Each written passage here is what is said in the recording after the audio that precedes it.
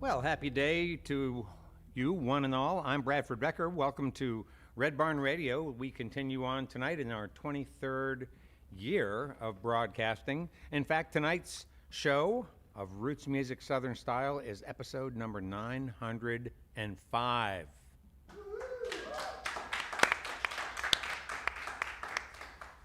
And our guests tonight were official showcase artists at both Americana Fest and the 2022 Folk Alliance International Conference. They were also folk songwriting contest finalists at the Kerrville Festival, which really piqued my interest. This is an event that put on the map players like John Gorka and Robert O'Keen and James McMurtry. That's pretty good company.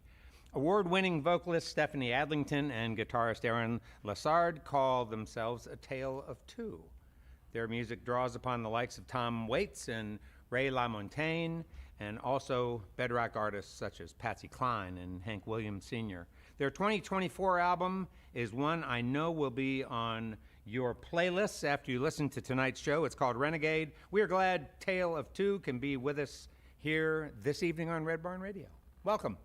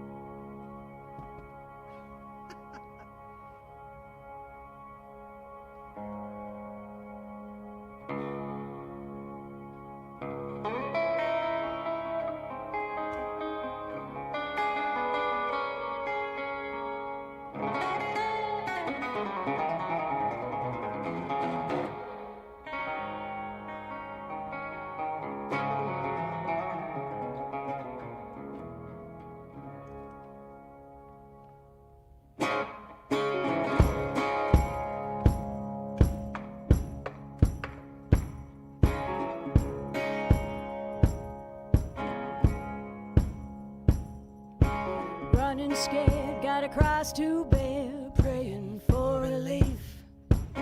Southbound over hallowed ground, hiding from the heat. They say shot a man for 100 grand, but he swears you best believe. You say the devil did the deed, not me. The devil did the deed, not me.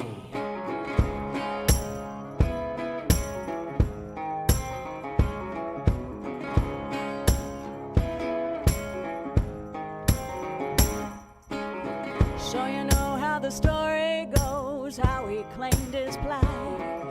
Soul to soul down in Old Road, lay one more the night. He met a girl, promised his whole world, said he'd give her anything. When the devil heard him sing, she played him like a king. Oh, oh, oh, let me go, devil won't set me free. Oh, oh, oh, let me go, devil got a hold on me. Oh, oh, let me go, hellhounds at my feet. Oh, oh, won't let me go, only for eternity.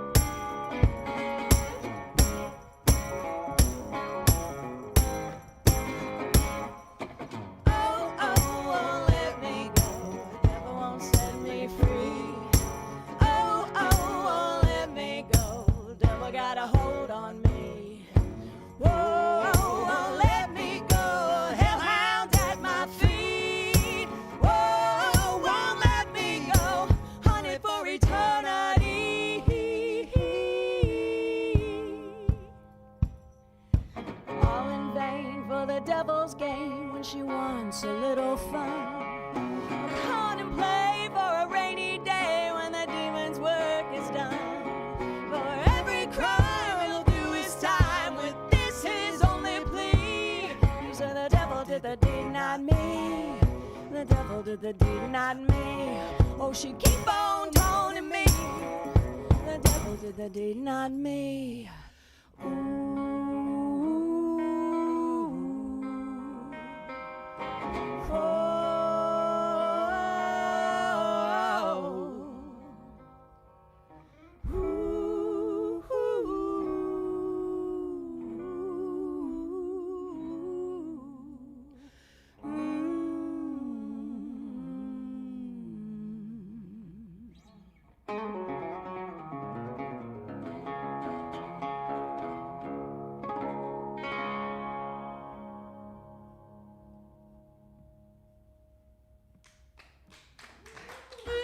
Thank you.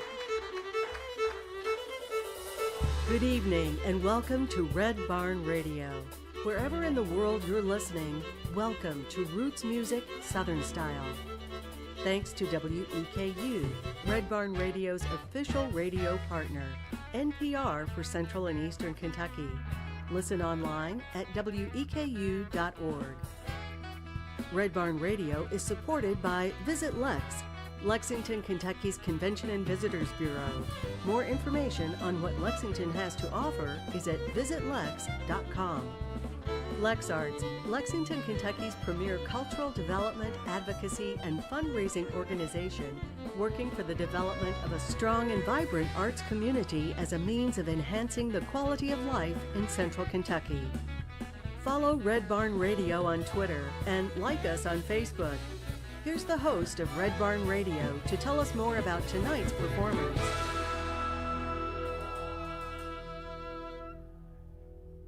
A Tale of Two has had a great run of success. They've opened for notable artists such as Mary Gauthier, Grayson Capps, and Peter Mulvey.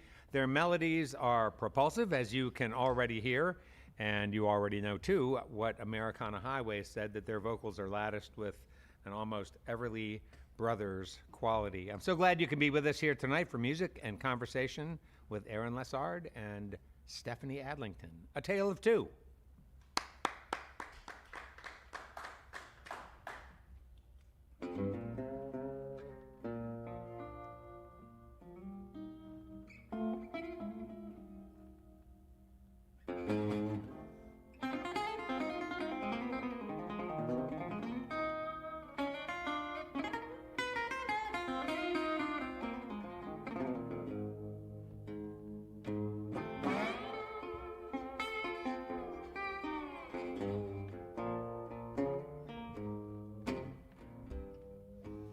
Last time's coming round again.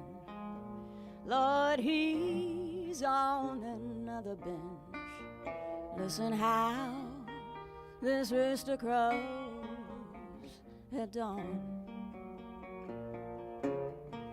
Another empty promise coming on.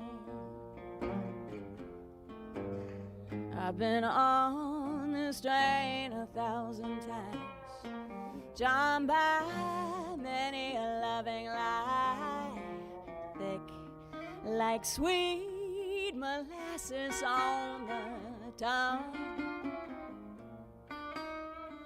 But honey child, the rambling days are done. You say you will, but you won't. Say you do, but you don't. And I cannot do this no more. You ain't nothing but a fool, nothing but a fool.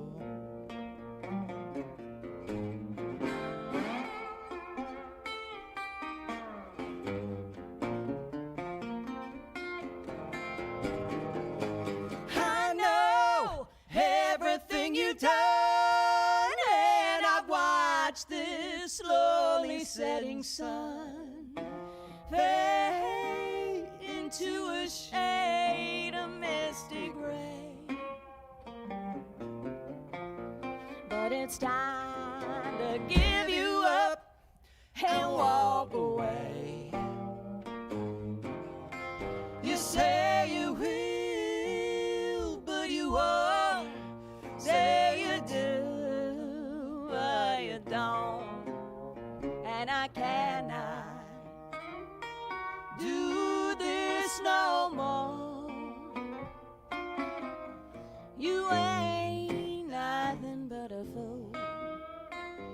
nothing but a fool.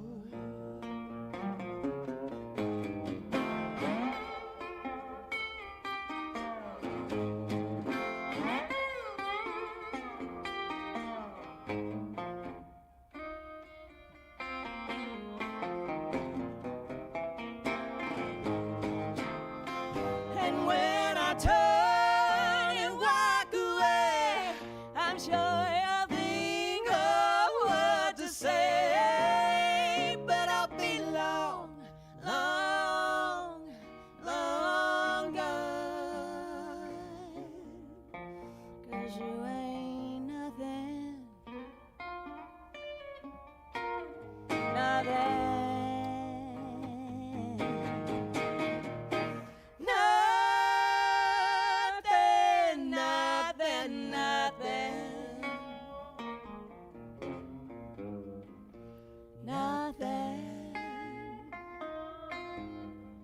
Nothing but a fool.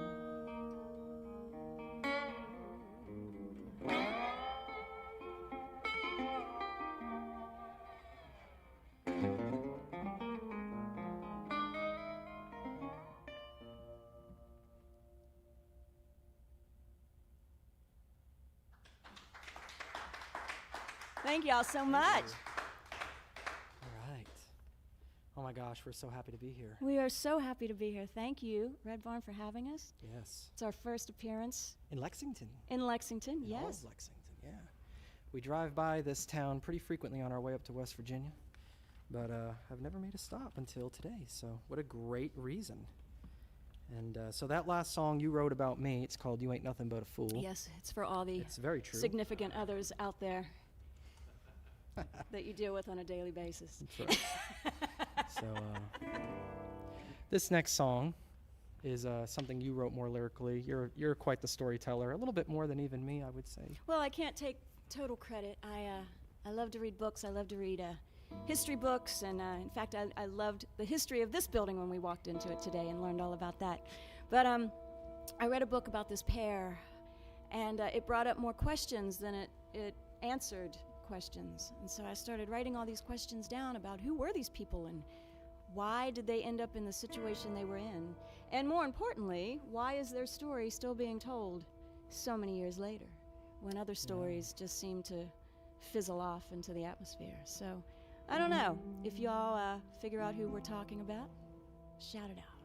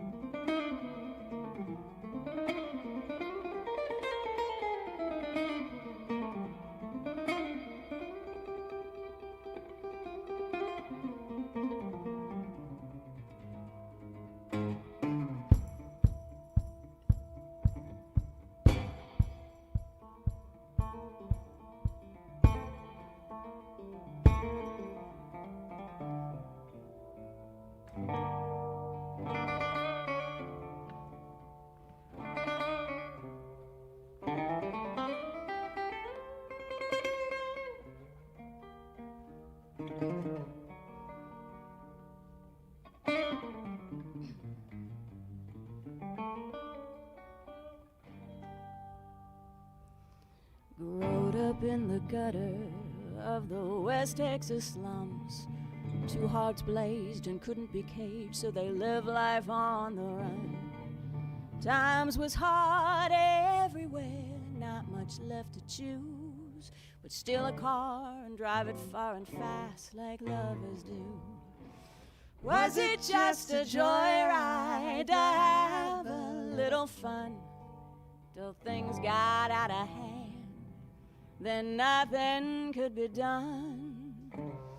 Was it cruel intention? Was it suicide? A true romance turned deadly dance for two kids named Bonnie and Clyde.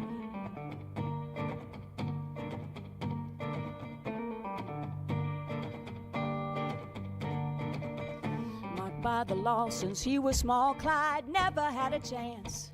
Bonnie fancied Hollywood, be damned to circumstance. They crossed state lines 100 times, a myth they would have sung, until the day the gamble made the murder with a gun.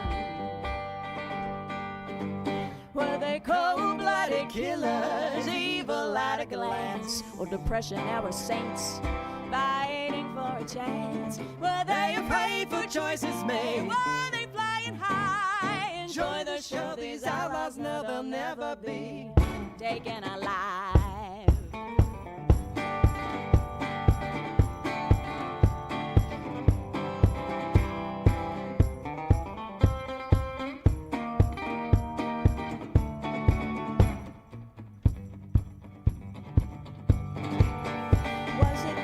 That they seeked? Was redemption out of reach? Could they not afford to ask the Lord to deliver what he preached? How can one survive or ever turn the tide when the devil bets with no regrets and angels cease to fly?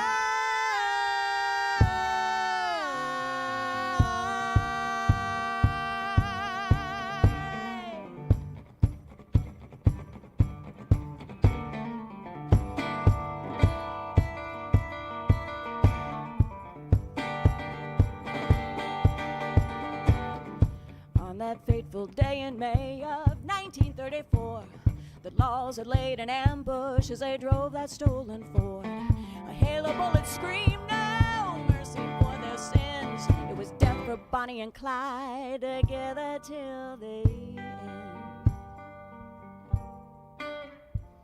They were vilified and glamorized like none we'd ever seen.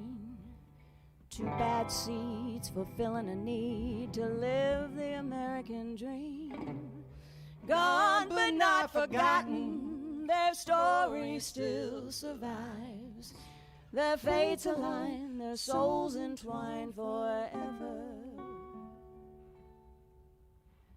That's Bonnie and Clyde.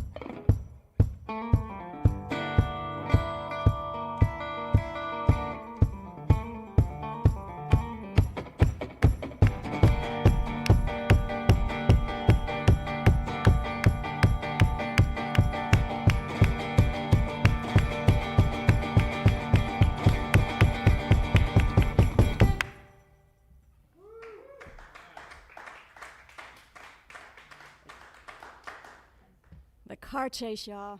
Imagine being met by all these bullets. Crazy, crazy. But their story's still told. We still talk about them. Everyone knows who they are. So it's crazy to me that, what is it, almost 90 years later? No, 100 years later. Oh, no. Yeah. Almost. We're almost there. Yeah. We're still making movies about these two. I don't know. I always like to ask the question, do you think they were just caught up, or do you think they were evil? And no one can answer it. What do you think, Brad? I don't know if I have an answer. Exactly. I think they were just caught. I always say they would have been TikTok influencers today. They would. Robbing a bank, doing like choreography and dances on TikTok, going viral. They definitely had a brand. That would be quite a sight to see. It would be quite a sight. So, Aaron, this next song, called The Canyon, was one of your ideas. You want to talk a little about it? Yeah. This is on our new record. It's a song about the old music industry, coming from a person who did not grow up in it. I grew up in I was born in the Napster age, and I've known nothing else but streaming and free music. I think we've gotten a little bit better since then. We've kind of found this strange compromise. And but I have a lot of heroes of the old world of the music business. Still, just having a conversation before the show about Peter Gabriel. Oh, one of my absolute favorites. Totally, Peter Gabriel, folk storyteller Peter Gabriel. And so this song is a sense of nostalgia from somebody who really didn't experience it, but still thinks about it. It's called The Canyon.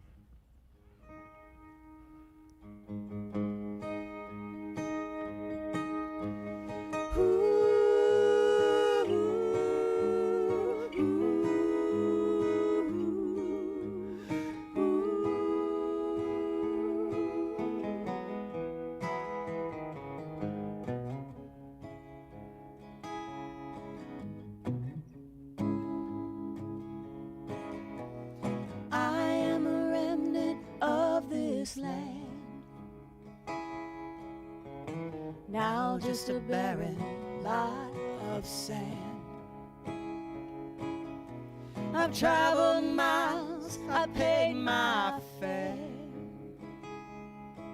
but time moves slow in the canyon air. This place once housed a great collage, but footsteps lead to an old mirage. All I see is a willow tree, but in this tree is an industry.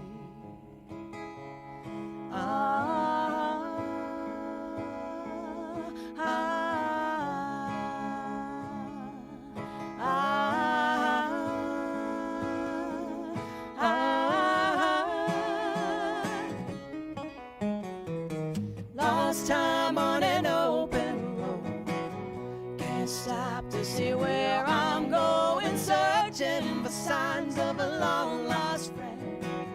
Will I ever see you again?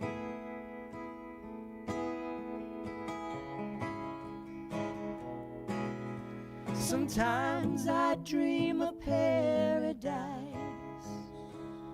to craft an art that will suffice,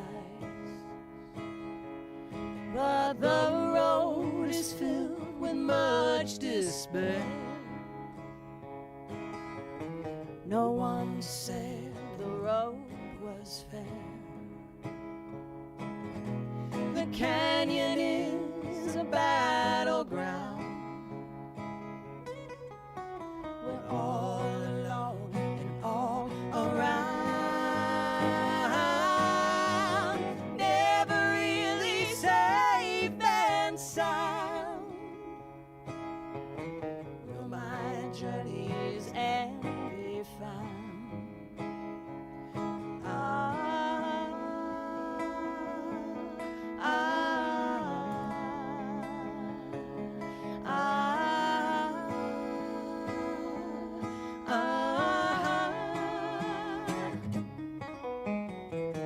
Lost time on an open road, can't stop to see where I'm going, searching for signs of a long lost friend.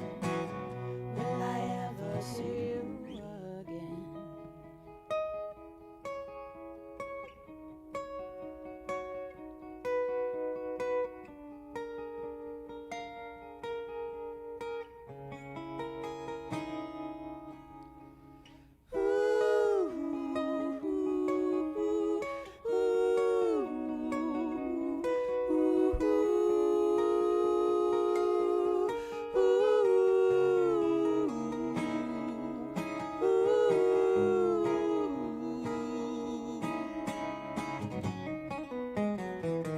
Lost time on an open road, can't stop to see where I'm going, searching for signs of a long lost friend.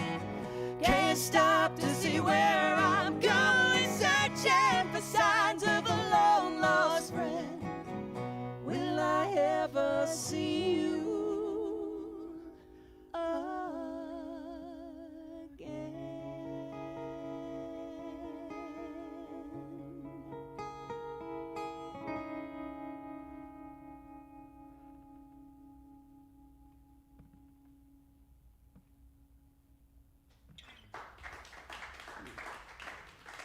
Thank you.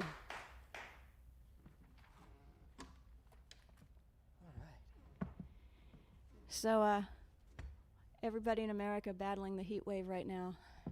I feel you. I hope everyone's doing all right out there, especially down in the South. Well, I think it was, we just got back from Colorado, and it was all across Kansas and all across But Missouri. it was and so, Colorado was so perfect. Colorado it was was 75, perfect. and it was just, everything was fine. And then, you know, Colorado, the terrain is interesting because, you know, you're in the desert in the west, you cross over the Rockies, and then you get past Denver, and you're back in flatland. Yeah, And man, we and drove. Hotland. Yeah, we drove about 30 minutes east of Denver. Stopped, and I said, "Oh my gosh, it's back." We're back. We're back in the inferno. So I Yeah. hope y'all are doing all right out there. That's why we keep drinking tons and tons of water. This next song's kind of about the Midwest, I guess. At least the terminology is from it. We discovered a term called Chicago lightning. And it sounded really cool, so we thought, well, what's the history of that word? So we looked it up, and it actually was slang for gunfire between cops and Capones back in the days of Prohibition. And I thought, wow, That's right. that's pretty cool. So what else are we missing from back in the days of Prohibition? This beautiful poetic language that we don't use anymore. So we started looking up other slang terms. So we decided to put them all in a song. And I hope that maybe we start using some of these words again, because they were pretty cool. That's right.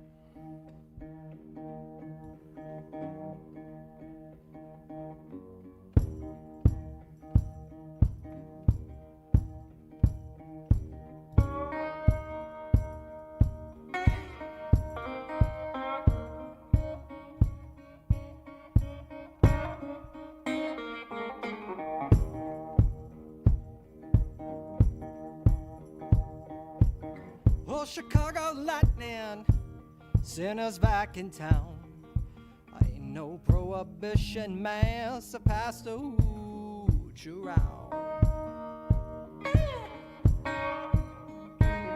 Oh, Chicago lightning, trouble on its way. I best put down that second round for the feds blow me away.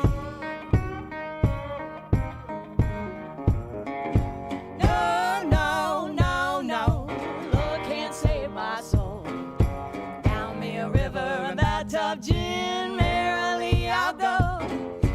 No, no, no, no, the big house I'll be gone. Old booze hound howling at the moon till the early break of dawn.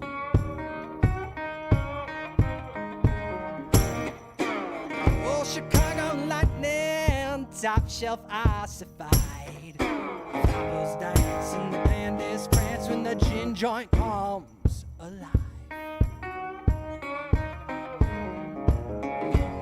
Oh, Chicago lightning, want it wet or dry.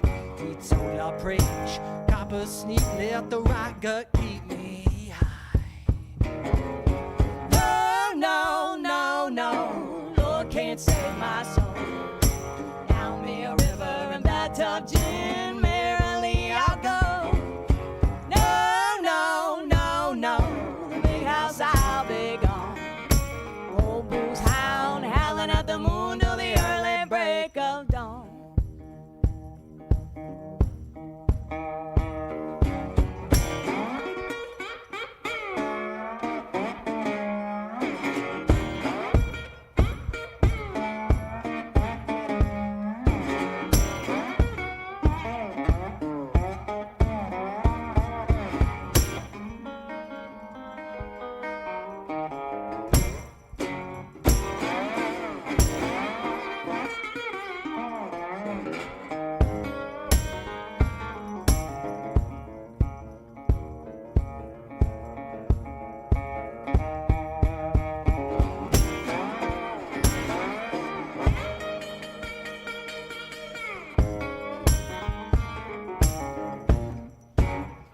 Chicago lightning, Sheba's I adore.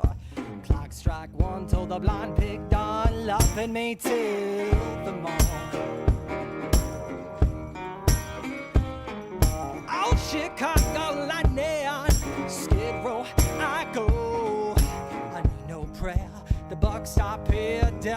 moon, take me home. Devil moon, take me home. Devil moon, take me home. No, no, no, no. Lord can't save my soul. Till I die, bide my time. Let the moon shine low. No, no, no, no. To my grave below. Lightning come, my day is done. Devil moon, take me home. Devil moon, take me home.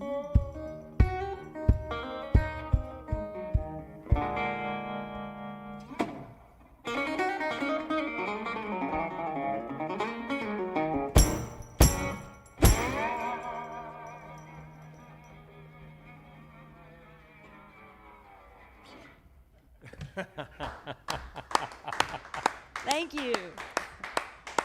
So I always like to say this about that song. So before y'all say, I'm going to go to the bar to get drunk, from now on you got to say, I'm going to the Blind Pig to get ossified.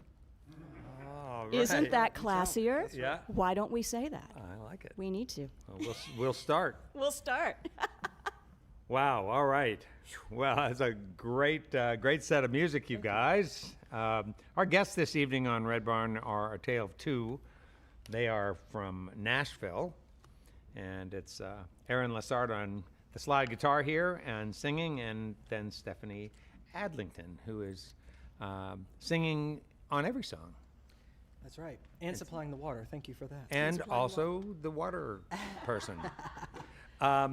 Stephanie, I would like to go back to your high school days, so long before you met Aaron. Yes. And have you talked some about how you discovered your voice? I'm just to start you off, I'm imagining that you were a musical theater kid in high school. You know, you can never get away from it when you start that. And you know, that's how so many kids start, because that's what's available and that's what's around. Yeah. You know, and Or yeah. church.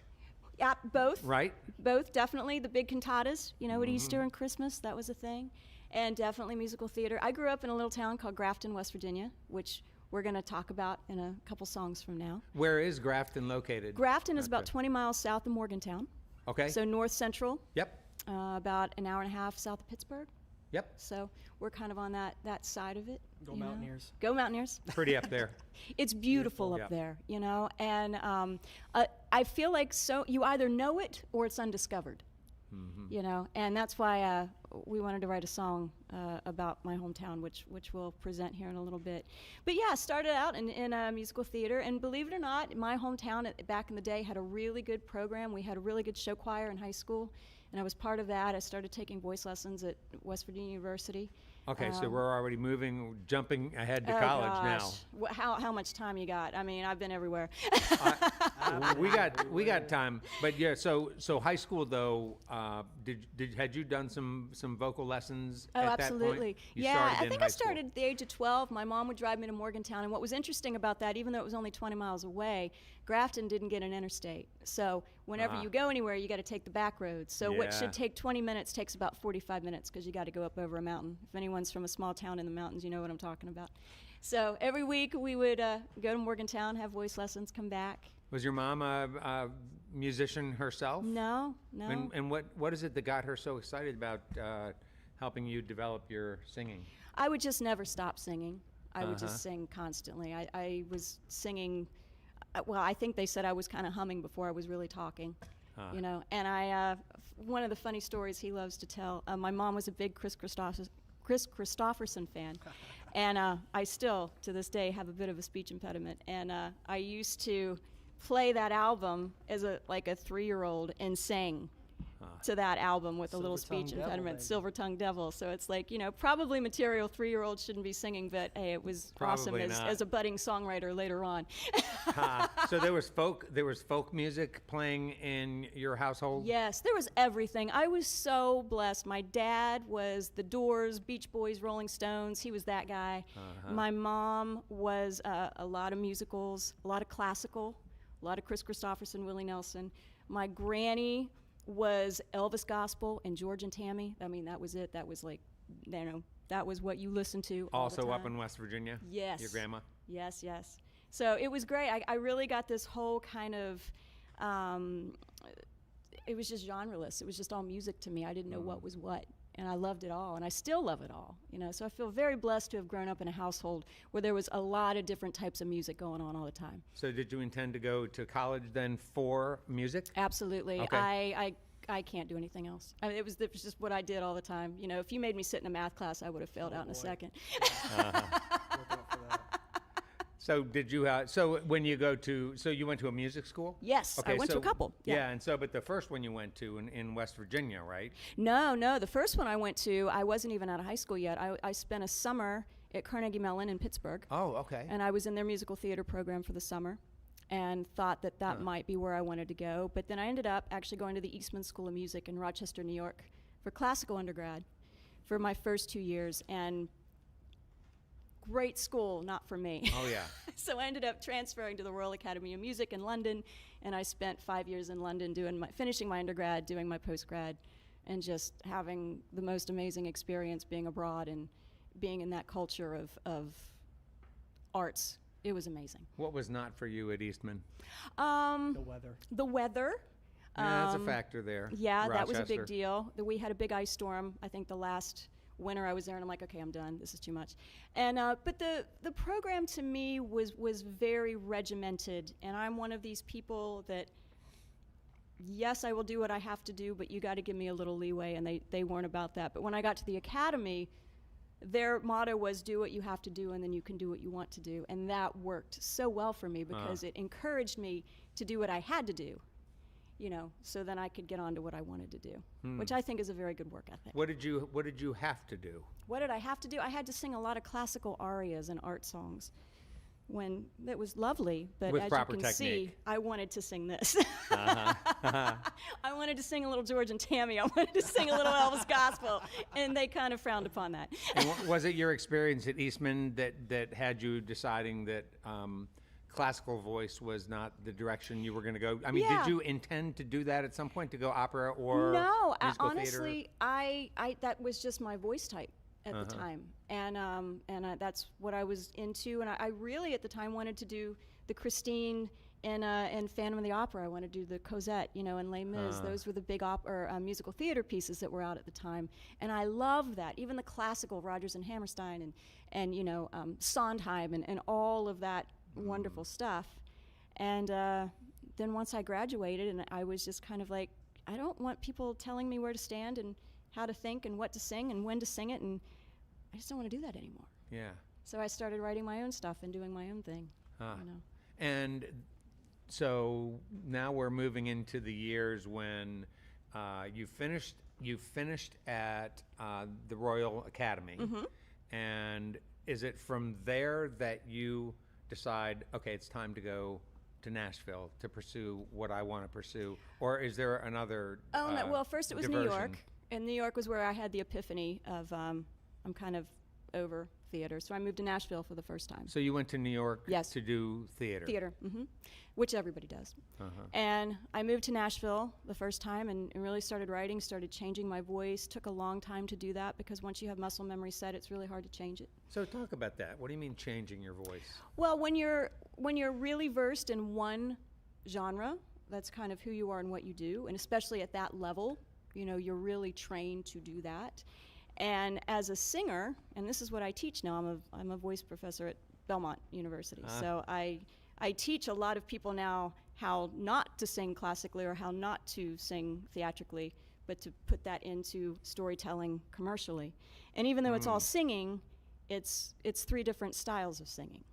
And so it's really kind of understanding that and trying to create the correct tone and create the right approach, so you don't sound like Maria Callas singing a folk song, which would still be lovely, but not what I wanted to do. Sure. Now, I don't think of Belmont as a school where there are a lot of musicians who are studying classical There's some. vocals. There are some. We do have a classical department, we have a musical theater department, and then we have the commercial department. But the commercial department kind of took over because of the songwriting program and the music business program, so that's kind of more what we're known for. But we do have a school of music. with Yeah. other genres in Their it. theater program is actually like criminally underrated. Yeah. It's Oh. actually really incredible. It's amazing. Yeah. But I don't think like on a national level, people like regular people just know about that all the time. You know. Yeah, I don't think I did. I mean, I think I knew they had a theater program, Yeah. and I know they have a music program. But I guess I had thought maybe more for people who were going the commercial way, who were yes. who were doing popular music, or who were doing country, or who were doing Yes. more traditional. And that's mostly yeah. what it is. Yeah. Teach us something about our voices, about how we use our voices to help us take better care of our voice on a day-to-day basis. Show them the hand puppet. Yeah. Well, talk the us- hand puppet. What's as that? you see when I sing, I move a lot, which classically you're not supposed to do. That's frowned upon again. And so the hand puppet to me is the connection between the brain, the voice, and the body. So as you see when I go up, no, no, no, no, I go up with it. The body lifts, it goes up with it. So you have to sing from your entire body. You can't just sing from your throat. And is it literally when you raise an arm, it opens up your chest? It opens up, it lifts me, it gets my posture more here, it creates more space. Uh-huh. So when you see me moving now, you'll be like, oh, I see what she's doing, I see what she's thinking. Huh. You know, a lot, and it's funny too when I start describing that to students and they said, oh, I thought that was just a singer thing. It's like, well, it is, but there's a reason. How about something else other than don't smoke and don't clear your throat a lot? Yeah, you know, and it's very interesting too, and the weather changes. Like I said, we went to Colorado, which for me, breathing was amazing, but it was so dry. That was interesting for my throat. So I was drinking about 10 bottles of water a day to try to, you know, not have the dryness. And then we come back here where it's so hot and humid and wet and sticky. Now it creates more of a swollenness. So, you know, it's like you're constantly just trying to figure out what your body is that particular day and how are you going to do your job. Yeah. Singers in this area, in this region, and maybe in Nashville too, right, suffer from allergies. All the time. Right. Oh, And yeah. so as a singer, when you're having an allergic response to something, pollen typically, do you take something, you just hydrate like crazy? I try to hydrate. I try not to take anything. I'm starting to become one of those people where I used to, when I was young, I'm like, give me whatever I can take to get rid of this. And now I'm trying to be a lot more natural about it. Tons of water, a lot of honey, a lot of tea. And when I say tea, it's just literally hot water, lemon, ginger, you know, anything that's more natural. Yeah. It's what I'm really trying to go for. Nice. Yeah. Good tips. And So- bourbon helps too. It does? No, tell us. But, truly? Well, for me, what it does sometimes, especially after a long day, you get that little bit of warmth, you know, on your Yeah. throat, which feels really nice. So it's just soothing. And you do it like in a toddy form with a little bit of honey? No. lemon, just Just straight. excellent. Excellent. Good Kentucky ad there. Yes, absolutely. Thank you, Kentucky. Yeah, yeah. Well, when we come back to talk in a little bit, after you play some more, we'll talk about more about your move to Nashville and then how you met Aaron. And we'll Wonderful. talk some about Aaron's training and background, how you learned to get so good on that guitar. Oh. All right, let's welcome back A Tale of Two.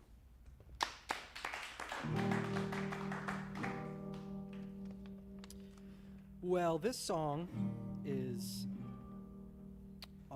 the first song we wrote for our Renegade album. Yeah. And we had a really hard time.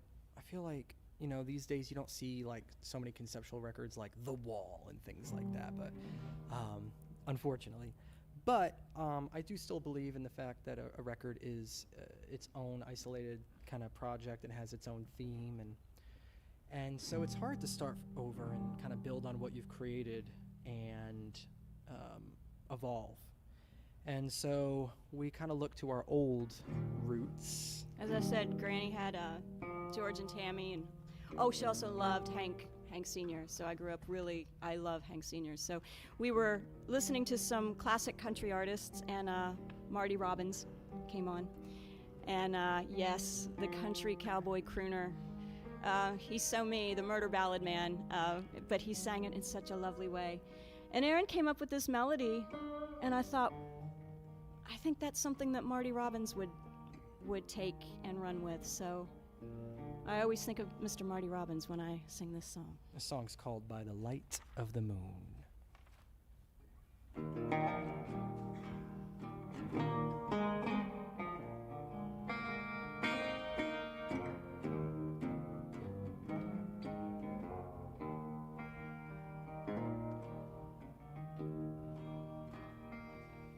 Neath the starlight, moon burning bright, I held you close next to me as the band played a soft serenade, spinning around in a dream. Love close as I look in your eyes, lost to the beat of our heart. We flow like a moment in time, drifting away in the dark.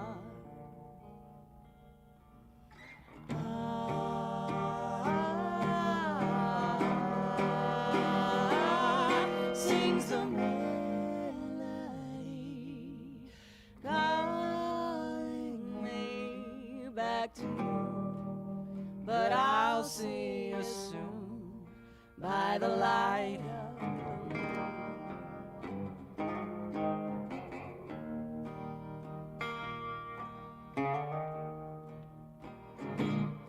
Come the sunrise, high in the pines, memories shimmer with dew as the band fades and I slowly age, longing to be next to you. On the eve where spirits run free, we journey to our special place. Lovingly you shine next to me, and I can see your beautiful face.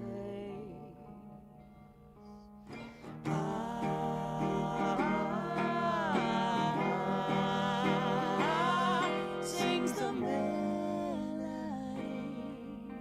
calling me back to you. But I'll see you soon by the light of the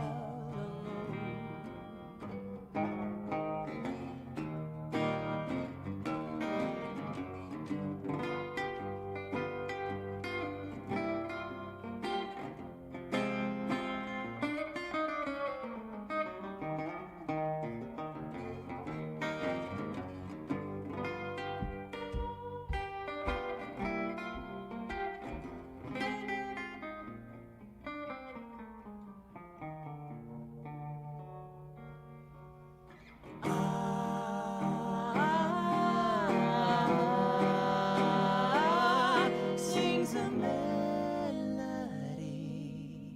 calling me. It's true, I'll see you soon by the light of the moon.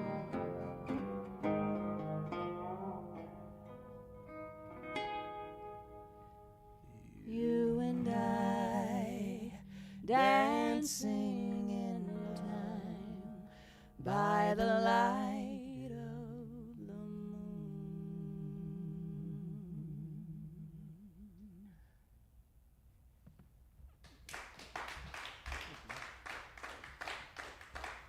Thank you.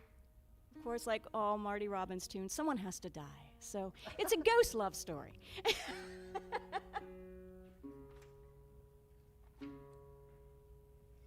No, I love classic country. I think some of the best singers, some of the best artists, I mean, Patsy, Cline, you know, the voices were just stunning. Yes, ma'am, they certainly were. So this next song, we haven't done much in our set lately. It's a tough one. but we like challenges. And so this song was the last song that made the cut on our first EP. And yeah. Aaron and I like to write songs about people that have far more interesting lives than we do. Yeah, this song is a very glorified depiction of our story. Very much so. If we were a movie, maybe. Right, of course. So this song is called Blood or Wine. Let's see if I remember how to do it.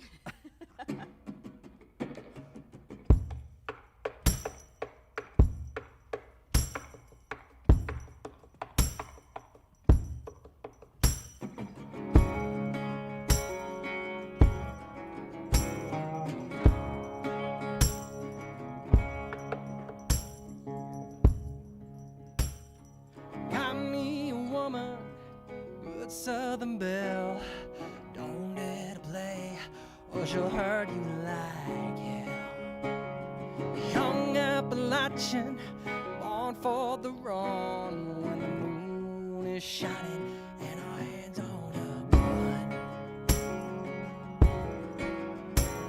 Slick as a whistle, hot off a train. He's a dead man walking, but he'd never complain. Like a sinner, smiles like a saint, talks sweet like whiskey, but bitter to the taste. Wind and fire, dancing higher, strike a match and burn.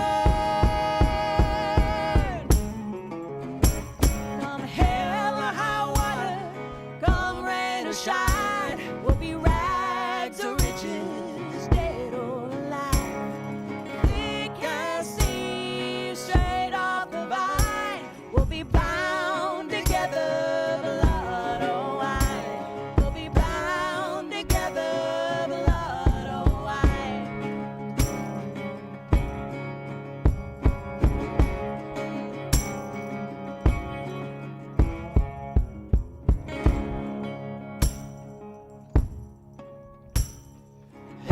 Hand days, stacking the deck. I'm a cold-hearted joker when I call your bed. A cunning distraction, a wink of an eye. Love attraction gives me an alibi.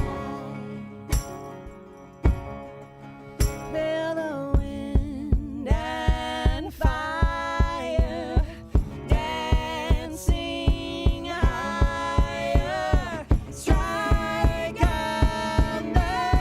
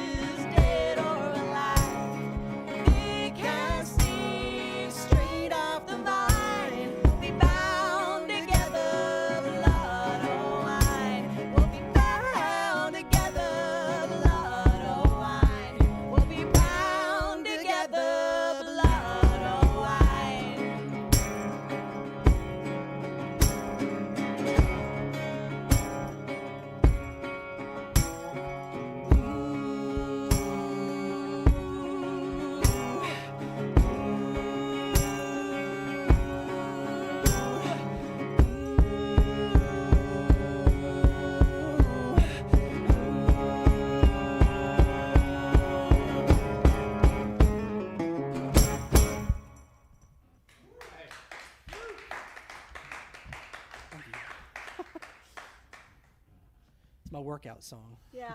It's not doing much these days. But Well, you want to talk about your workout, your our other part of the band? yeah, I might as well since I need to get in tune. So we here at A Tale of Two Incorporated like free labor, and in the sense of drummers, and so I wanted a percussive element to our show. And where do you find weird things? You go on the internet. And so on the internet, I found this. I wish I came up with it. Sadly, I did not. And it's a kind gentleman out of Waynesville, North Carolina, that makes these for a living, or a side hustle, rather. And it's been with me ever since. So this is Miss Evelyn, named by a very adamant gentleman in Door County, Wisconsin. And so that's her name. She's tweed and she's beautiful. Yes. She's from the 1930s. And she's got 16 inches of power and kick. So, yes. So, yeah. So this next song is on our first record, our first EP. And at the time, I kind of had this little idea of like a Celtic lick, something like that. But, when I was early in my songwriting days, I had great advice from a really good songwriter who said the trick to great songs at times is to just slow things down. Less is more. Less is more. So, this is a love song, a rare love song for us. It's called The Letter.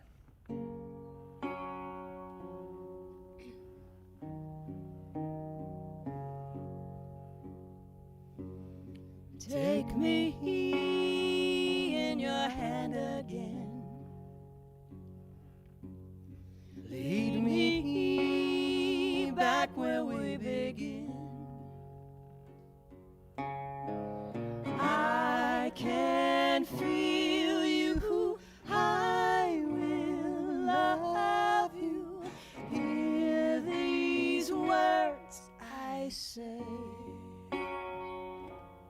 I will miss you till I'm with you once again someday.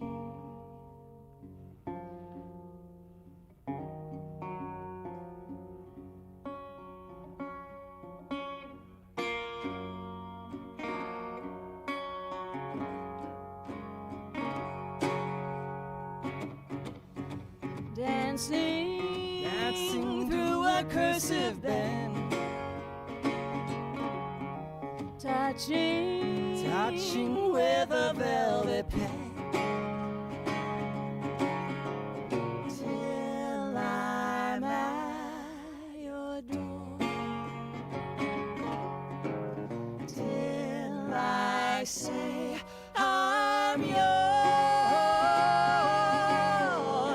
I can feel you. I will love you.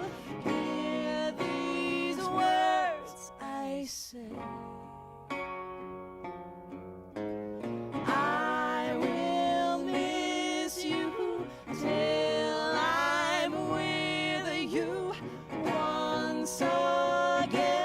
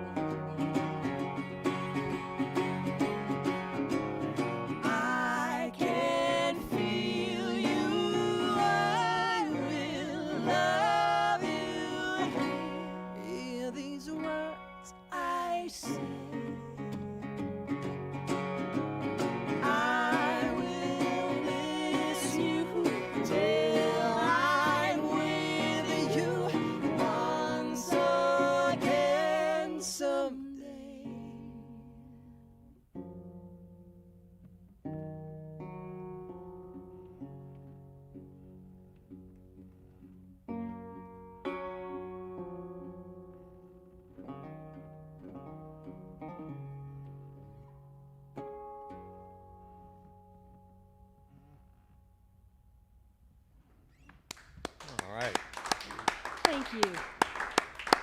Wow, what a tender song that was.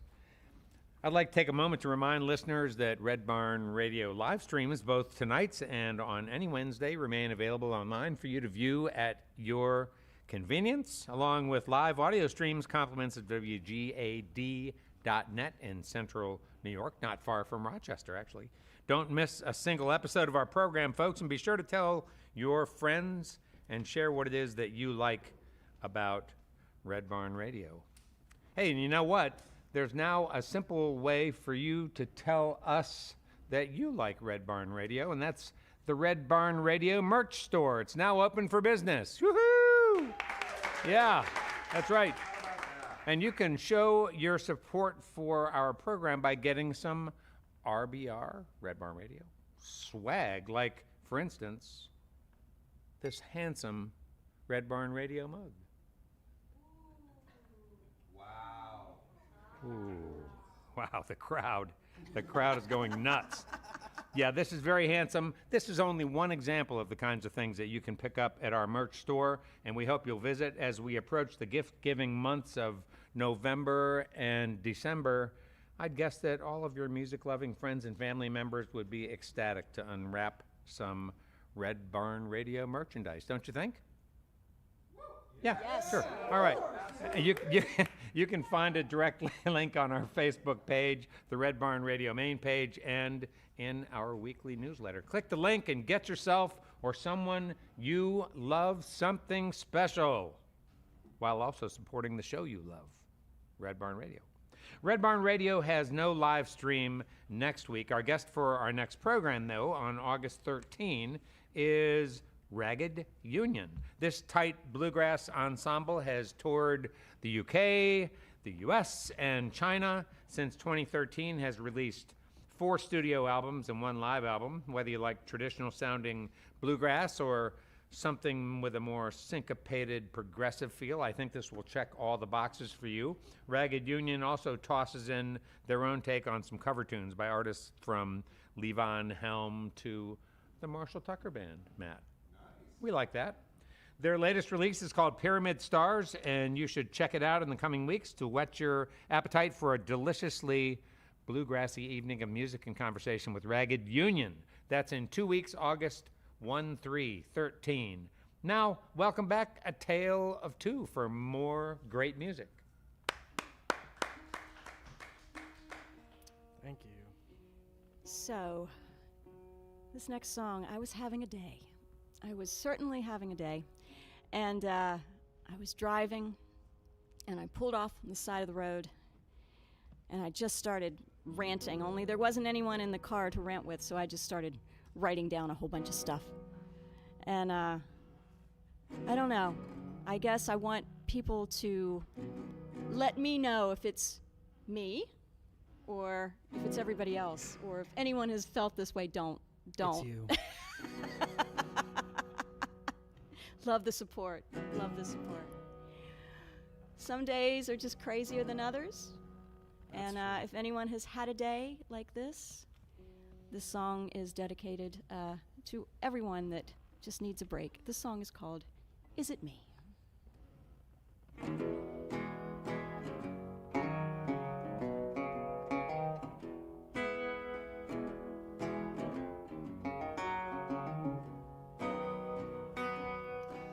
It was a blustery day in the middle of May when my sanity started to slide. I came home from work after dealing with some jerk, so I took myself out for a ride. As I stared into space, my heart ran a race, and my head drunk with despair.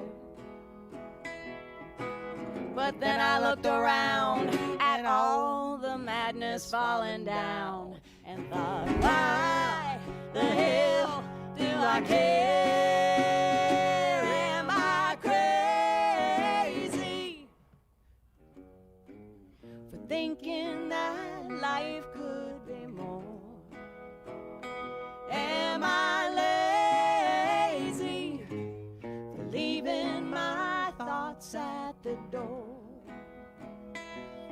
Oh, just maybe we all exist in a dream. Am I crazy for wondering what it all means?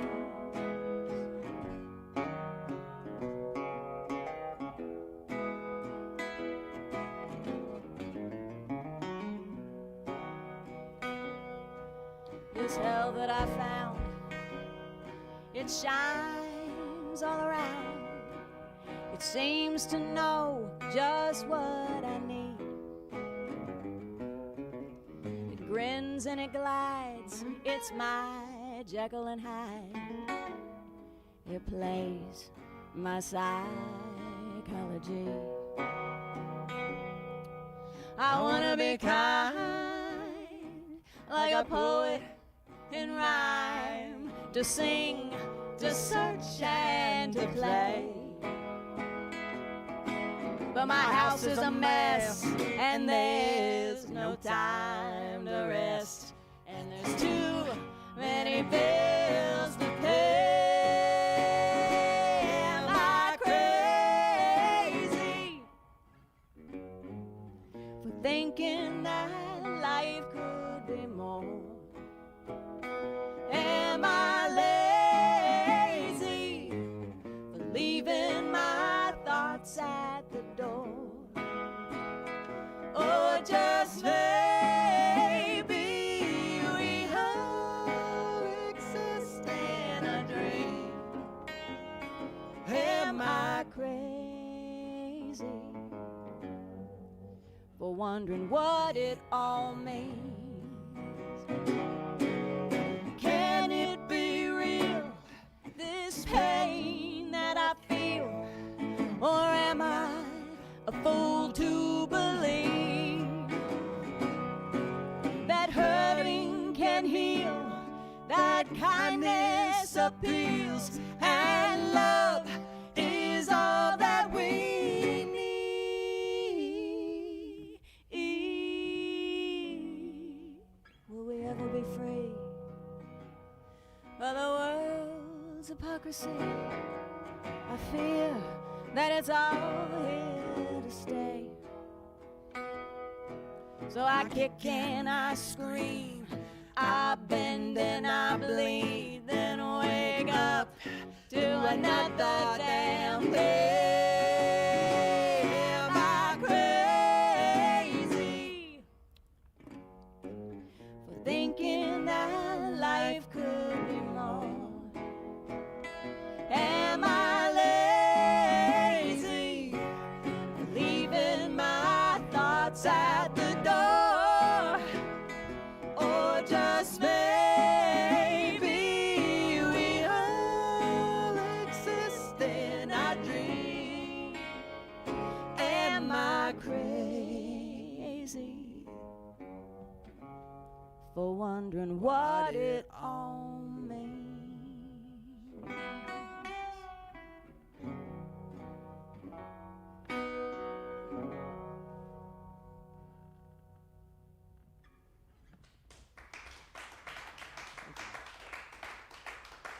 I still haven't figured out what it means, so I don't know. Maybe it is just me. I don't know. Have y'all felt that way? Oh, yeah. Oh, yeah. Okay. So, Red Barn Radio, RBR, as I've now learned, we do have merch. RBR has merch. Oh, yeah. This is our first stop on a wonderful weekend through the gateway of Appalachia into West Virginia tomorrow and through all of the weekend itself. Going back home, pretty excited. And so this next song is about you and your hometown being from West Virginia. Yeah, I hate to date myself, but I always say this is like the Gen X theme.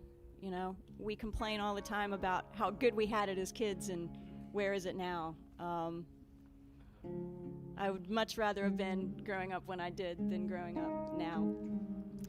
Because it was cool. I don't know how many of y'all are from a small town, but you know, when you're from a small town, the first thing you want to do is get out of it, and then you get out of it, and then you remember how cool it was to be from a small town. And so Grafton, as I was saying earlier, Grafton, West Virginia, did not get an interstate.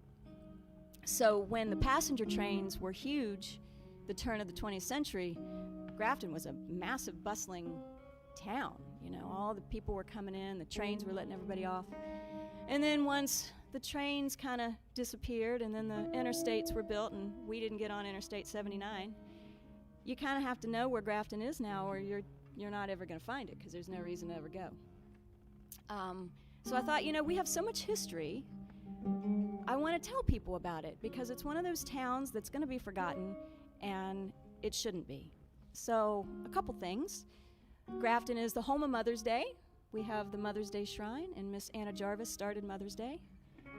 Mother's Day Shrine still going, still holds services. We had the first soldier of the Civil War killed in Grafton, Bailey Brown. We have the longest running Memorial Day parade in the nation. It started in 1888 and it's still going strong. We've all marched in it, we've all been in it, and a lot of people still come back and have their reunions that weekend. So there's a lot going on there, and I just want people to remember it. So I wrote a song.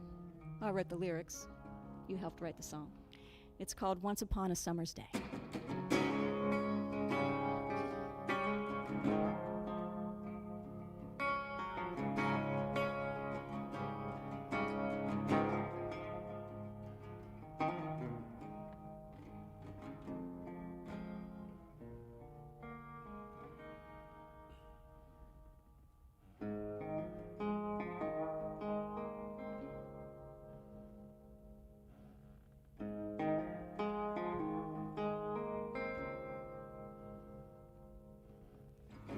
Head on the bedroom floor, feet up in the clouds. Time flies, but Polaroids lay steady on the ground. My mind's a country road I've traveled long before, in a wood-paneled Oldsmobile circa 1984.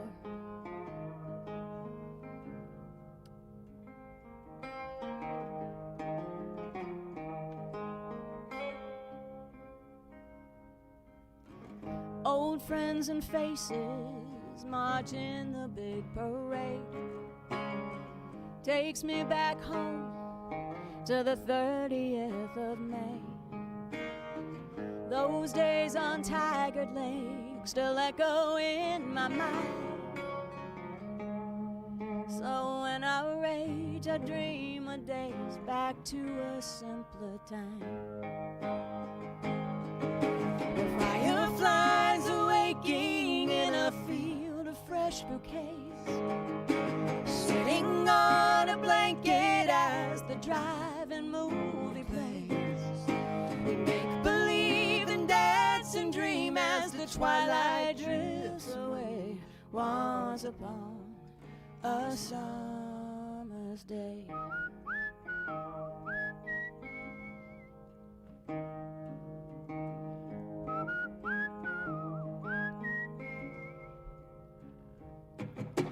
Autumn came in football games, the colors I have missed. Roller skating, revelry, and mixtape loving bliss. The joys and pain of purple rain that cut us to the core. My MTV reigned supreme and left us wanting more. Moonlight swims while the violent femmes sang blister in the sun, driving round the heart of town like the bandit on the run. Sweet 16 at the Dairy Queen, wishing we were 21 once upon a summer's day. Is it the curse of aging, the wisdom we gain, that takes away all the fun and games? But the biggest blessing as I look back through the years, like vintage souvenirs,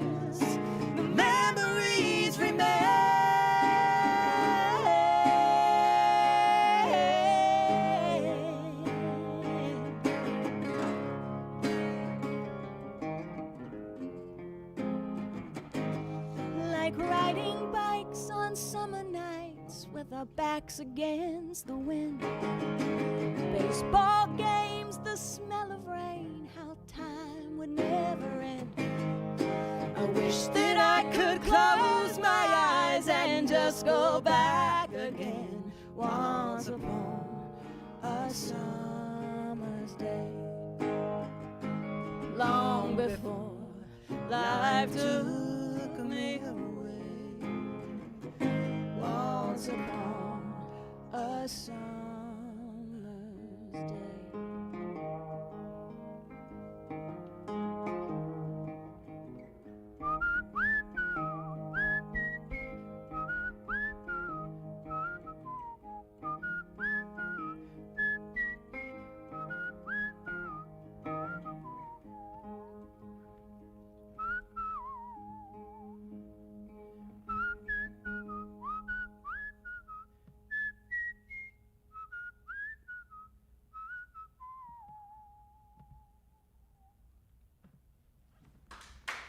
All right. Thank you. Woo. Nice job on the whistle, Aaron. I'm available for session work. Have you? Good. I was wondering, do you do that? Do you do that work? Have you ever tried to do the closing for that song and try to whistle and nothing comes out? Oh yeah, welcome to Colorado. I got a rude awakening. Not only did I have like 2 nosebleeds there, it was so dry. I got on the mic and I'm like, and nothing. He also had his little can of oxygen. Meanwhile, I'm breathing like it's amazing. Yeah, it was ridiculous. You think like, you have the bar stool on stage, you got all the water bottles. No, I had oxygen cans. It was ridiculous. Yeah, I was like, okay, it's a new world. Yeah. Yeah, man. All right. So, Aaron, we got through, I think, a good part of Stephanie's life. We got her, I think, to Nashville. Okay. I'm pretty sure we got her that far. So why don't you pick up the story from there? Yeah, sure. So, I'm from, apparently today I'm a cowboy from Massachusetts, so there's not many of us, but apparently Got we do Massachusetts exist. in the house here. There we go, beautiful. And so I went to school up there, I went to college up there, and Where? I went to Berklee College of Music. And I didn't do the John Mayer program where you do a semester and get famous, but I did do the get out in 3 years and save as much money as you possibly can route. That's another. And you graduated, so good job. I did, which means apparently as a musician I have failed, because the joke is if you graduate Berklee. Oh, I gotcha. But So you should have been drafted before Right. you graduated. right. Yeah. Well, But- before you leave Berklee, though, tell us a little bit about some of your experience there and what you learned Yeah, sure. to develop your craft as a player. Yeah, I was really lucky. I grew up in a household of not any musicians, but just music lovers. My dad always had DVDs on of like Queen at Wembley in '86 and Van Halen and Led Zeppelin and all this, just like these great guitar players. And so, I was like, I want to be one of those guys. And, my brain didn't develop much past the age of like 13. So it's just, I never had that realization of getting a real job. So your father was, oh no, son, you'll be a doctor. No, my dad was thankfully very supportive. Oh, and, good. I think he wanted me to be Eddie Van Halen. I'm sorry to disappoint. I have a resonator and I'm wearing a cowboy hat, but Yeah. we got somewhere in the ballpark, And so I was very fortunate. I went to the same guitar teacher from the age of 9 until the week before I went to college.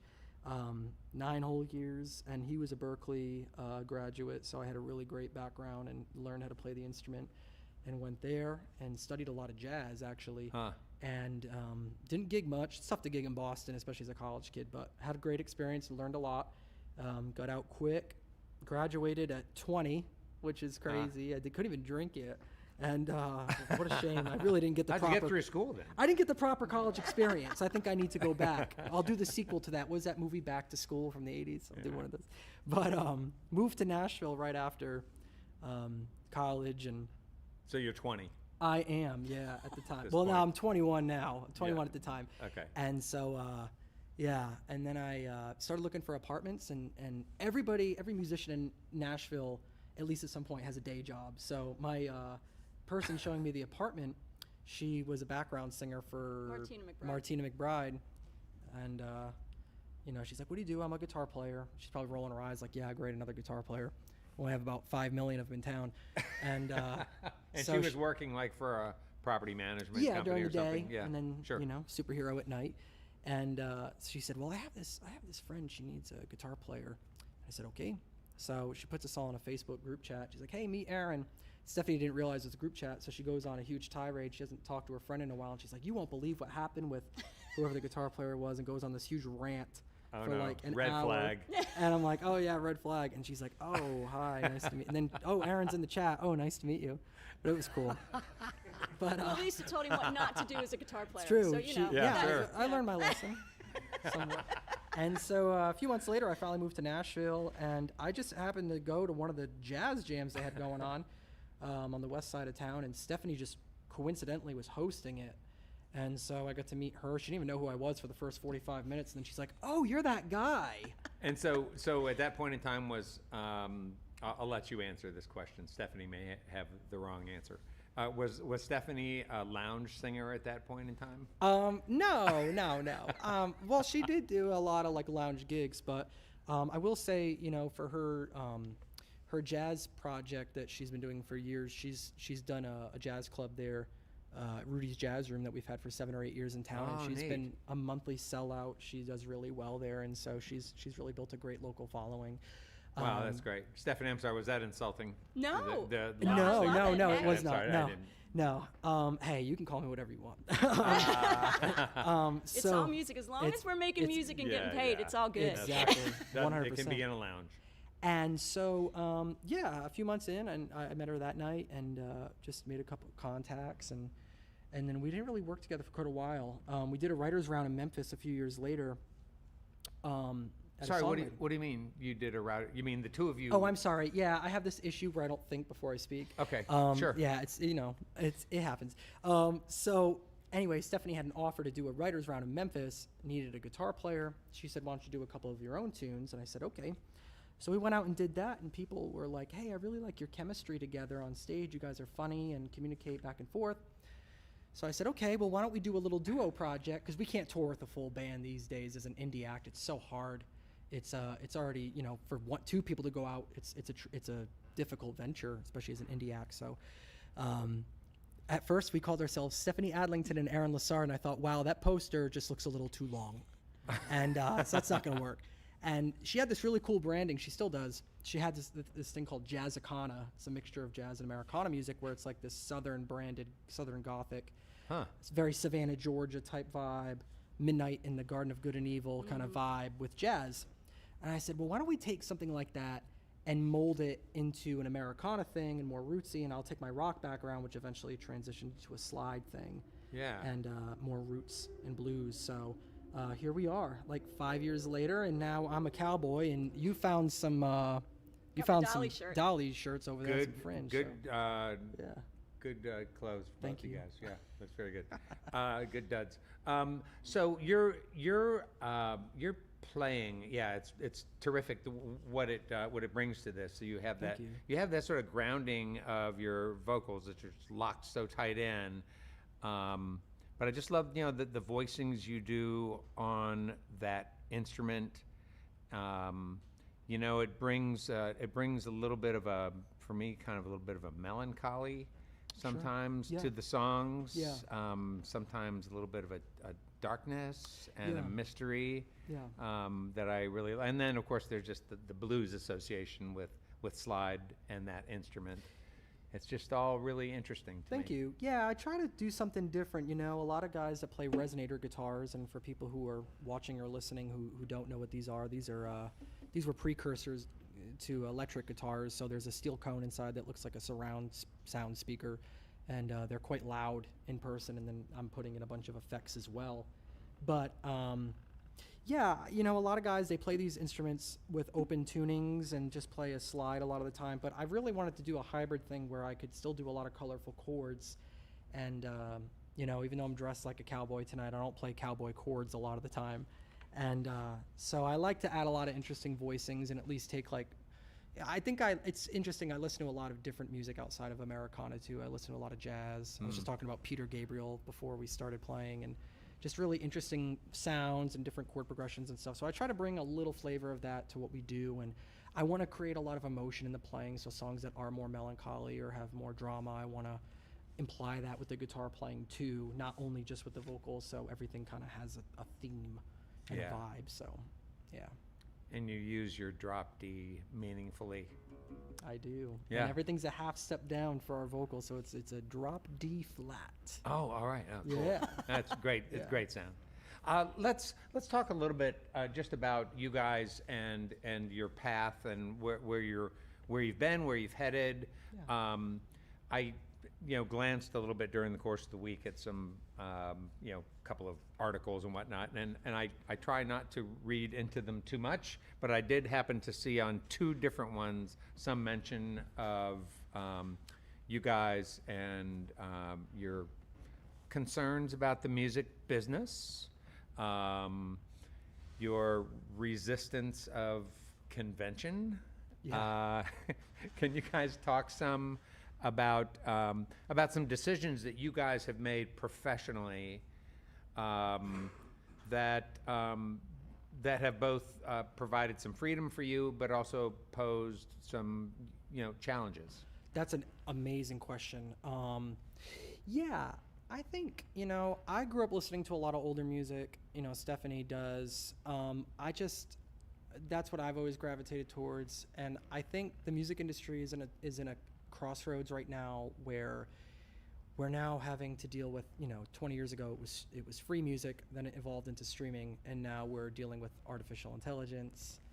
And now dealing with, a lot of people could be displaced in the music world, whether it be people who write jingles for commercials or TV, music for film, a lot of that stuff, within the next few years. So that's always a risk. And, really since coronavirus and through the last 5 years, we've noticed that concert attendance and people really going out has been, we've been fortunate and have had good concert attendance, but we have noticed an industry issue where attendance has been a little problematic, and people just have so much to do now outside of going to concerts. And I just want people to fall in love with music again, and I want them to go out and enjoy a live experience and meet artists and listen to their stories in person and support venues. And because, I think a lot of people, especially when I talk to people who aren't in the music industry, they'll have a conversation with me and it's almost like they think that this is a hobby, which is, and I get it, but it's also, I think they don't realize it really is a livelihood and it is a career for us, and to earn an income and sustain ourselves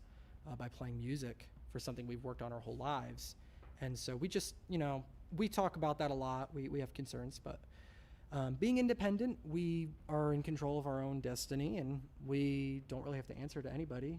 We have a wonderful booking agent who's been helping us tremendously, and everything else we keep, and we just, we're in control of our own branding, our marketing, and how we put out music and what we want to say. So I think that's a blessing, and the fact that we're able to do that and kind of see an upward trajectory is really rewarding. So we just got to keep doing it.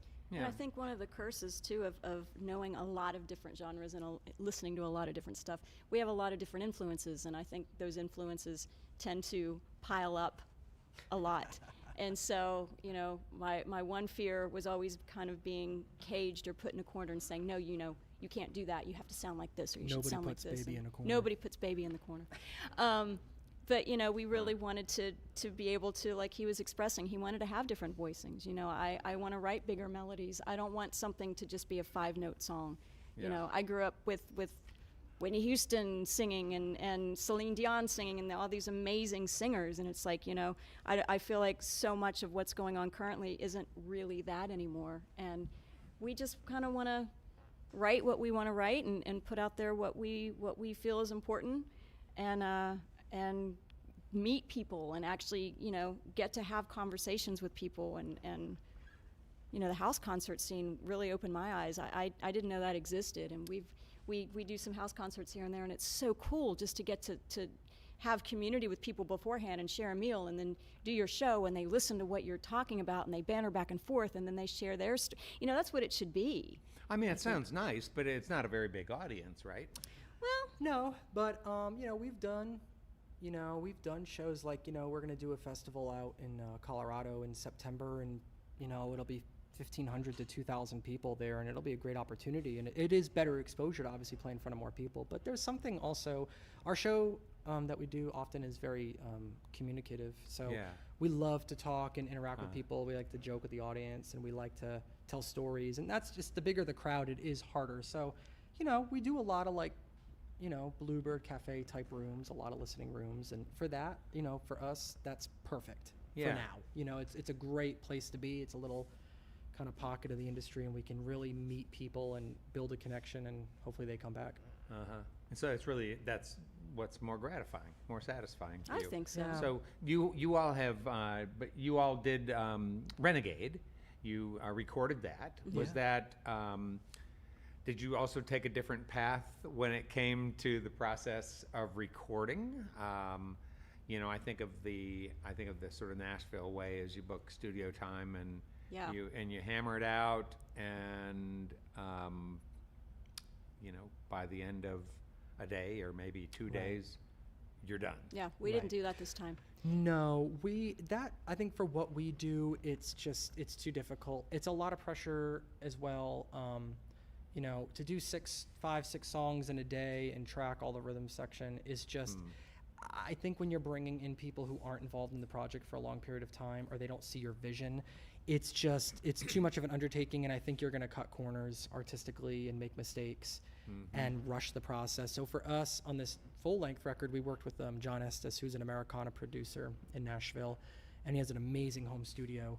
And we were just able to take our time and go in and do like, you know, one song over the course of a week and really just take our time creatively. His input was really instrumental.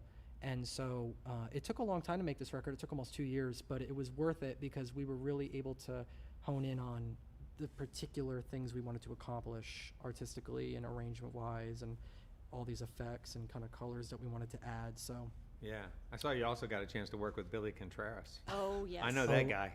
she knows Billy quite well. Billy Yeah. and I, yeah, we're colleagues at Belmont. I'm sure he's an amazing teacher, and oh my gosh, he's just brilliant. I mean, he came in for the Bonnie and Clyde song, 2 takes, and it was done.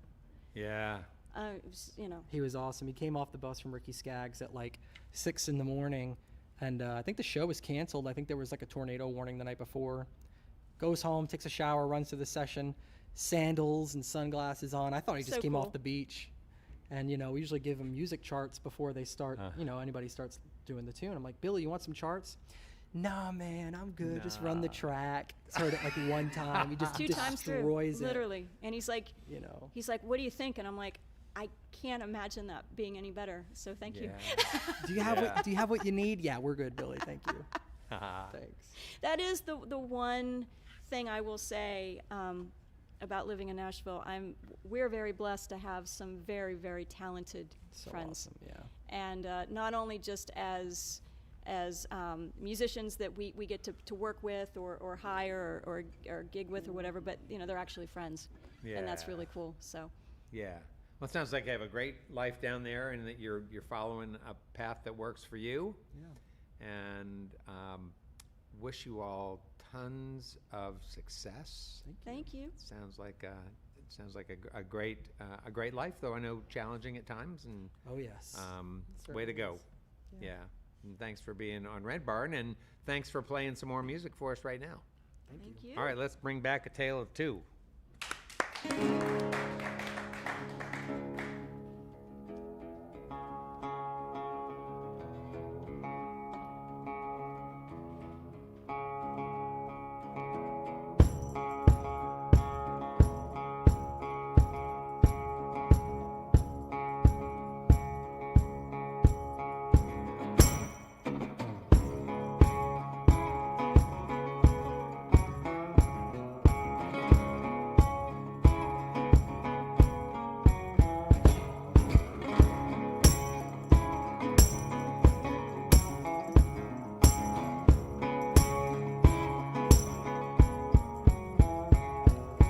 Gone away like a wayward wind. They'll be held to pay, but I can't pretend.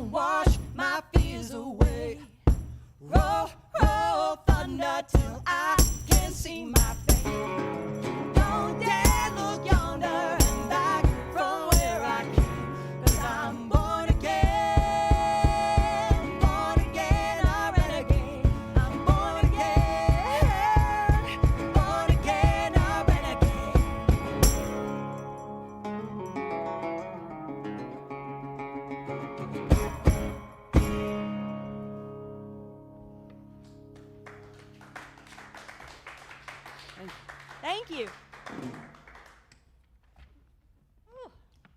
Whew. All right. Well, I think I need one of those oxygen tanks from Colorado. Should have brought some more with me. Do you need some water? No, I'm good. So, this next song we're gonna do is It's our last song. it's our last song. It is.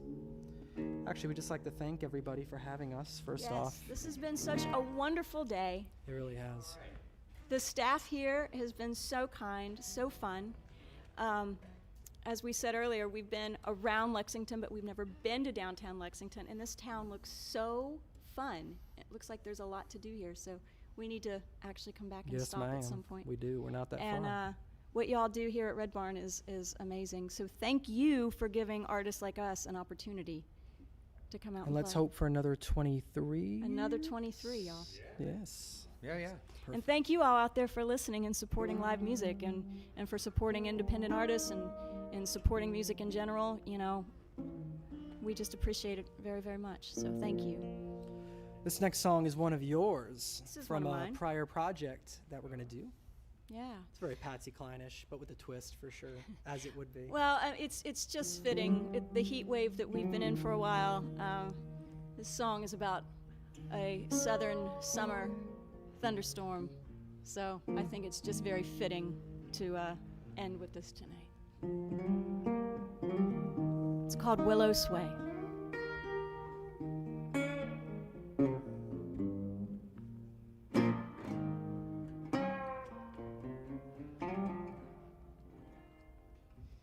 Willow tree, bend for me as the humid sky turns gray.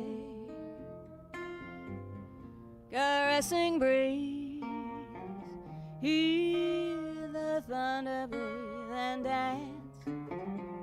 My willow sway. I was alone and chilled to the bone as the lightning flashed the sky. My body moans to feel you coming home to dance. My willow sway.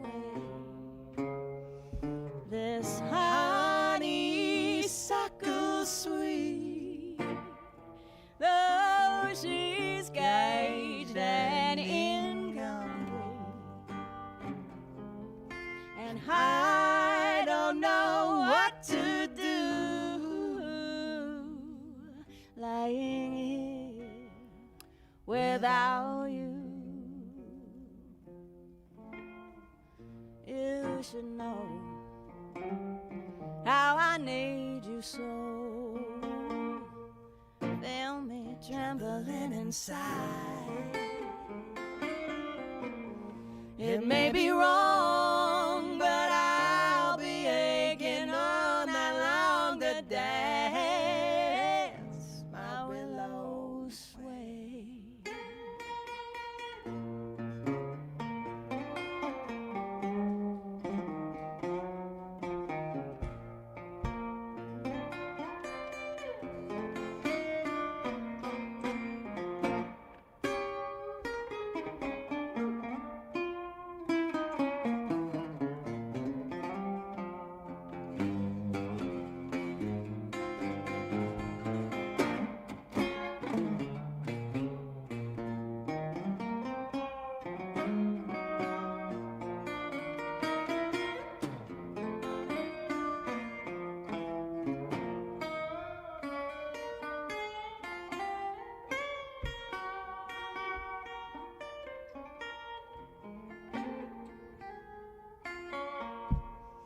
Now the sun in the sky is high as the storm rolls right on by, and I don't know what to do here without you.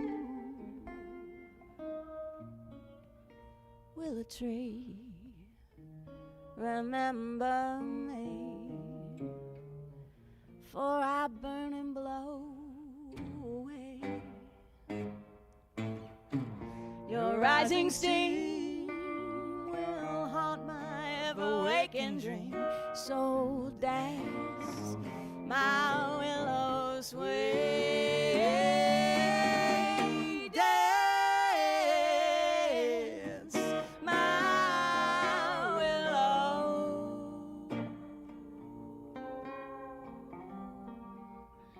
sway.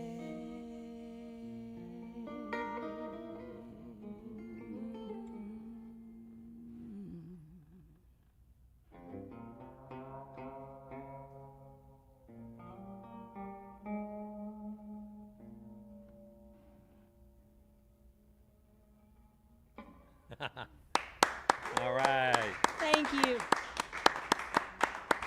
Wow, well, there are many people to thank for our broadcast always. First, Tale of Two, our guest on this program. We want to thank all of you for listening to our webcast, watching us on social media, and those of you listening to us on our growing network of Red Barn stations and media worldwide.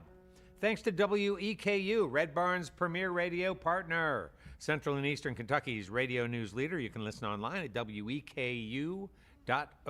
It's your chance to hear more great live music from Red Barn Radio and WEKU. That's NPR for Central and Eastern Kentucky. Those of you here in the Central Kentucky area, you got to be sure to check out Red Barn TV. It's our weekly program of music, now on ABC 36 WTVQ. Red Barn Radio comes to you from our home, the Lex Arts Performance Hall in downtown Lexington, Kentucky. Our website has updates and further information on our guests and our future programs. We're on the web at redbarnradio.com. Hey, and remember, check that merch link. Buy some stuff. Before we close out the program, let's bring back A Tale of Two for one more number. Sound good? Yes. All right. Thank you. Y'all were so kind. Thank you. So we've done all originals tonight, so we thought we'd end with one of our absolute favorite artists, if that's okay. Do we have any Tom Waits fans in the house? Oh, yeah. Yes. If I could have a beer with anyone, it would be Tom Waits. I want to know if these people and scenarios he writes about are real or if they're just fictitious in his head. I don't think Tom Waits ever just has one beer. It would be a very long conversation, I'm sure. So, awesome. we love kind of finding songs that, and covering songs that aren't the norm, and this is one of them. But it's one of my favorite Tom songs. It was off of Rain Dogs, right? The album? It was. Yeah. It's about 9 verses, and it's about falling in love with the wrong woman, but we did cut it down a little bit. We cut it down. But I hope we still told the story in a way that is true to the original. So this song is called Gun Street Girl.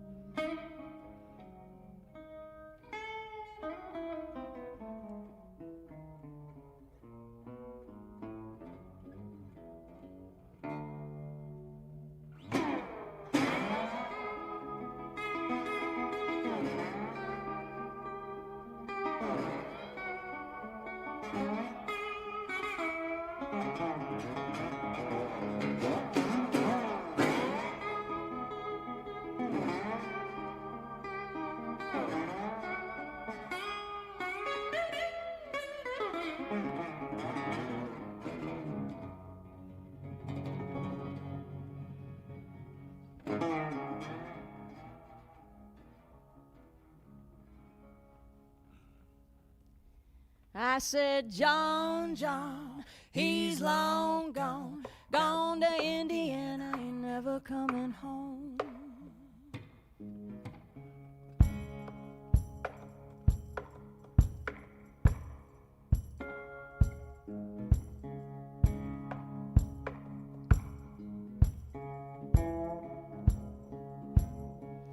Paul and James in the Tahoe mud stick around to tell us all a tale. Well, he fell in love with a Gun Street girl. Now he's dancing in the Birmingham jail. Dancing in the Birmingham jail.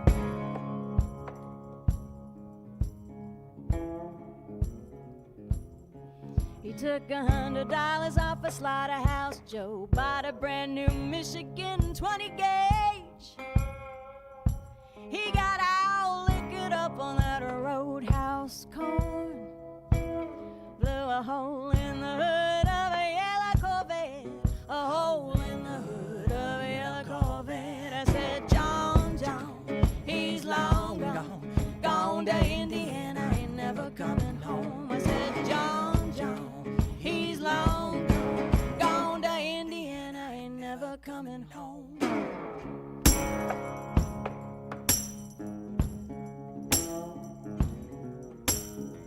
He's sitting in a sycamore in St. John's Wood, soaking day-old bread and kerosene. He was blue as a robin's egg and brown as a hawk, staying out of circulation till the dogs get tired, out of circulation till the dogs get tired. Now the rain like gravel on an old tin roof, Burlington Northern falling out of the world, with a head full of bourbon and a dream in the straw, and a Gun Street girl was the cause of it all. A Gun Street girl was the cause of it all. I said, John, he's long gone to Indiana, ain't never coming home. I said, John, he long gone to Indiana, ain't never coming home.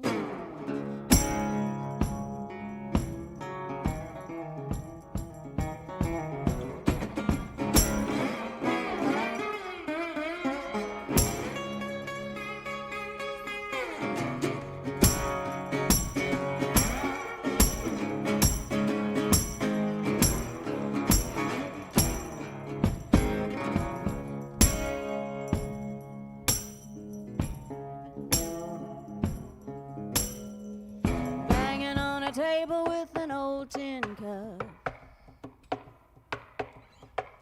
sing, I'll never kiss a Gun Street girl again, never kiss a Gun Street girl again, I'll never kiss a Gun Street girl again, never kiss a Gun Street girl again. I said, John, he's long gone to Indiana, he ain't never coming home. I said, John,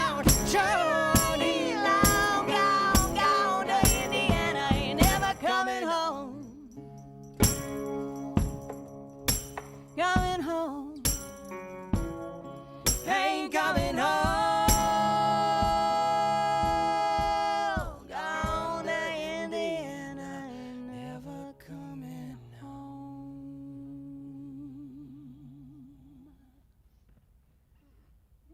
Yeah. A tale of two.